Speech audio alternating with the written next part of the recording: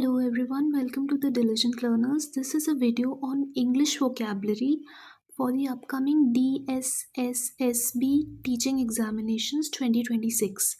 So I have created this video series where I will be covering all the important previous year questions for English vocabulary from various examinations like DSSSB, EMRS, KVS, NVS, etc. ठीक है, so this is the first video in this video series. तो आपको पता होगा कि examination में there is a portion known as English language उसके अंदर काफ़ी सारे इंग्लिश वोकेबलरी के क्वेश्चंस भी आते हैं। तो उसमें नॉट ओनली वर्ड्स की मीनिंग्स बट उसके अलावा फ्रेजेस के मीनिंग्स और ये सब चीज़ें काफ़ी आती हैं and it is usually a very big major pain point for many candidates. ठीक है, so I intend to solve that by doing all the previous year questions from various examinations like ये DSSB के previous year questions या EMRS के, ठीक है, so that you can tackle this portion properly in your upcoming examination.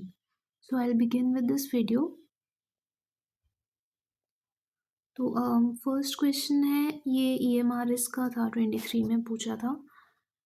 Many people हमें we have to give the right meaning of the underlined idiom. तो question है, many people have developed a habit of sitting on the fence and not deciding the issue. ठीक है, sitting on the fence मतलब जो garden में fence होती है उसका लिटरल मीनिंग ये होता है कि गार्डन की जो फेंस है उसके ऊपर आप बैठे हैं. तो उससे क्या होता है, अगर हम फेंस के ऊपर बैठे तो हमें घर के अंदर का भी पता रहता है, दिखता है, और घर के बाहर का भी. ठीक है, तो बीच में हम घर के अंदर और घर के बाहर दोनों के बीच में है. ठीक है, तो इसका असली मीनिंग क्या है? It is used for option D, unwilling or unable to choose between two sides. ठीक है, तो दो साइड्स के बीच में we are unable to choose, तब हम बोलते हैं कि sitting on the fence. ठीक है, तो नेक्स्ट क्वेश्चन पे चलते हैं हम लोग. Choose the correct meaning of the idiom और फ्रेज गिवन बिलो. क्या फ्रेज ये है? B done with. ठीक है, तो ये 23 EMRS का क्वेश्चन है और इसके जो ऑप्शंस है उसमें I think there some problem in this question. इसका जो करेक्ट मीनिंग असली में होता है ना, वो बी डन विद का मीनिंग होता है कि मैं ऐसे फेड अप हो गया हूँ किसी पर्सन से या किसी चीज़ से. ठीक है, तो बहुत ऐसे पक जाते हैं ना किसी चीज़ से, तब हम बोलते हैं बी डन विद. तो इसका क्या रहेगा? Give up concern for something. ठीक है, कि अब मेरे को नहीं फ़र्क पड़ता, आई एम डन विद कोई भी चीज़. ठीक है, तो इसका मीनिंग रहेगा give up concern for something. ठीक है, इसमें जो ऑप्शंस दिए हैं, according to me none of these are the correct answer for be done with, और इसका मीनिंग ये होना चाहिए. ठीक है, नेक्स्ट पे चलते हैं. Choose the correct meaning of the underlined idiom. The speaker broke down in the middle of his speech. ठीक है, अगेन इस क्वेश्चन में भी कुछ प्रॉब्लम है. EMRS हॉस्टल वार्डन 23 का क्वेश्चन है और according to me none of these fit the meaning of this idiom. उसका असली मीनिंग होता है, देखो, ब्रोक डाउन का मतलब ये होता है कि ऐसे रोने लग जाना, अगर ऐसे एकदम से, है ना. मतलब to lose control over one's emotions, मतलब कि इस स्टेटमेंट का मतलब क्या हुआ कि स्पीकर जो है ना वो अपने स्पीच के बीच में ही रोने लग गया. ठीक है, तो it means to lose control over one's emotions. ठीक है, नेक्स्ट पे चलते हैं. फोर्थ क्वेश्चन है, choose the option which nearly means the same as the underlined idiom. Nearly means, ठीक है, तो क्या बोला? He bids fair to rival his father as a lawyer. He bids fair, इसका मतलब होता है he seems very likely. This option B will be correct here. ठीक है, मतलब कि ऐसे काफ़ी ऐसा हमें आजकल लग रहा है कि वो अपने पापा जैसा अच्छा लॉयर बन जाएगा, या जो भी अपने पापा जितना बढ़िया लॉयर बन जाएगा. ठीक है, तो इट सीम्स वेरी लाइकली, उसका मीनिंग ये होता है. नेक्स्ट क्वेश्चन देखते हैं. Select the most appropriate option that can substitute the underlined idiom in the given sentence. My father buried the hatchet by equally dividing the pasta between me and my sister. तो bury the hatchet का meaning क्या होता है? To resolve the conflict. ठीक है, so option C will be correct here. मतलब कि कोई भी आर्ग्यूमेंट हो रहा है या कॉन्फ्लिक्ट हो रहा है, उसको रिजॉल्व कर दिया। तो पापा ने आके रिजॉल्व कर दिया पूरा कॉन्फ्लिक्ट और he divided the pasta equally. Next है select the most appropriate option that can substitute the underlined idiom. After working for 10 hours, the construction crew decided to call it a day. Call it a day का मतलब होता है कि बस उस दिन के लिए इतना ही काम करेंगे, ख़त्म। ठीक है, वो ये बोलते हैं उसको, मतलब लिटरल मीनिंग ये है इसका। तो लिटरली मतलब इस ईडियम से ये मीनिंग बनता है। ठीक है, तो from these options stop working for the day is the most appropriate option. ठीक है, तो ऑप्शन ए करेक्ट रहेगा, बाकी सब डू नॉट जस्टिफाई दिस। ठीक है, तो कॉल इट अ डे का मतलब होगा stop working for the day. Next है अगेन ईडियम का मीनिंग बताना है। ही बिड्स, ये रिपीटेड क्वेश्चन है। ठीक है, तो इसका आंसर क्या है? Seems likely. नेक्स्ट चलते हैं हम लोग। Fill in the blank in the following sentence by choosing the correct option out of the given ones. तो दिया है I could read dash the lines that you don't like this job. ठीक है, तो ये एक ईडियम का ही use करा है इन्होंने बीच में, read between the lines.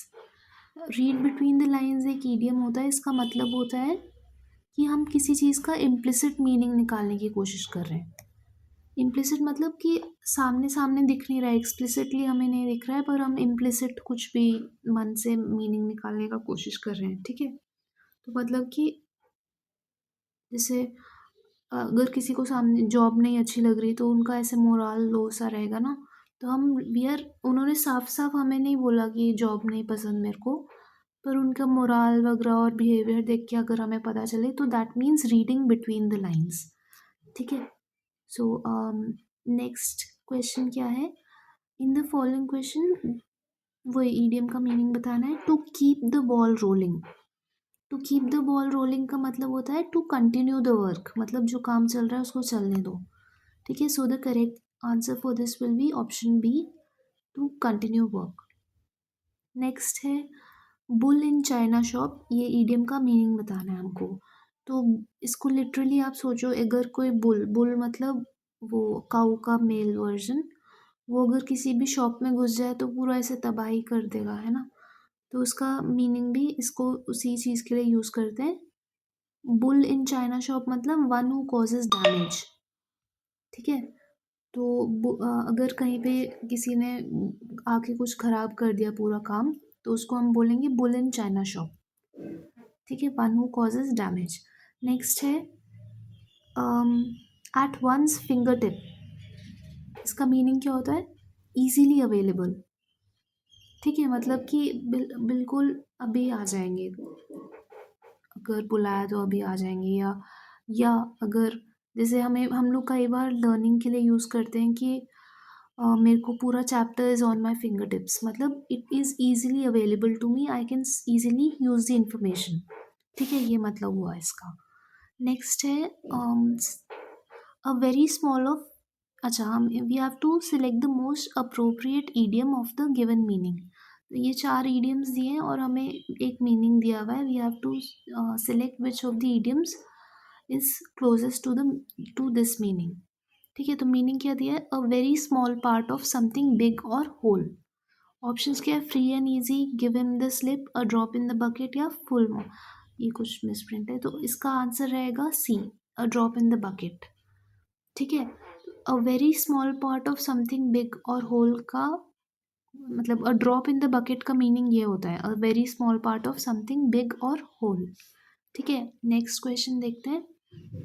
We have to give the meaning for this idiom, cry wolf.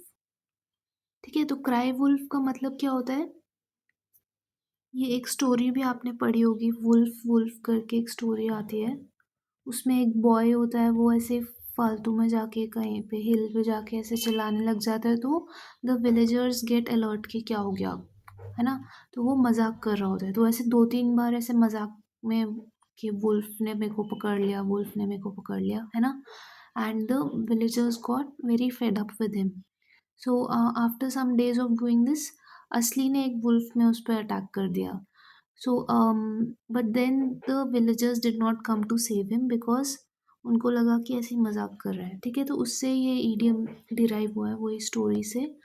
Cry wolf, cry wolf का मतलब होता है intentionally raise a false alarm, ठीक है। तो नेक्स्ट क्वेश्चन देखते हैं। Select the most appropriate idiom to make a mistake. Select the most appropriate idiom of the given meaning. तो मीनिंग दिया हुआ है हमें और उसके लिए एक ईडियम ढूंढना है हमको।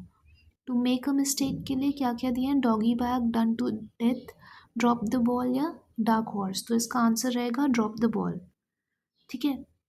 तो ड्रॉप द बॉल जो होता है उसका मीनिंग होता है टू मेक अ मिस्टेक। इसको कैसे आप डिराइव कहाँ से करा गया है?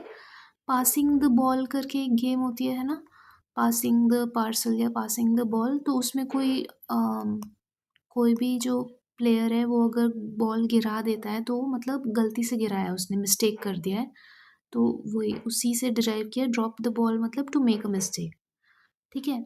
नेक्स्ट है select the most appropriate meaning of the given idiom. A blessing in disguise. तो this is very simple. A blessing in disguise मतलब something good that is not recognise at first, ठीक है, ये वाला रहेगा। मतलब हमें लगता है कि हमें कुछ गलत हो गया हमारे साथ, बट वो असली में एक ब्लेसिंग की तरफ हमारे हमारे लिए बना है ना। तो something good that is not recognise at first. Next है select the most appropriate idiom of the given meaning। तो मीनिंग दिया हुआ है हमें someone who takes a position for the sake of argument without believing in that, ठीक है। तो इसका करेक्ट idiom क्या रहेगा? डेविल्स एडवोकेट, ठीक है। तो devil's advocate is a person, वो ऐसे कोई भी पोजीशन ले लेंगे कि दूसरे वाले से आर्ग्यूमेंट करने के लिए कुछ भी पोजीशन लेते रहेंगे, है ना। तो इसने कुछ भी ए चीज़ बोली तो उसने बोलेगा कि नहीं नहीं बी सही है, ठीक है। So someone who takes a position for the sake of argument without believing in it, ठीक है, उसको हम डेविल्स एडवोकेट बोलेंगे। That is all for this video. Thank you. Kindly like, share, and subscribe to my channel if you found this video helpful. I'll be continuing with this series in the upcoming videos. Okay, and you can also follow my Telegram channel for any updates. Thank you.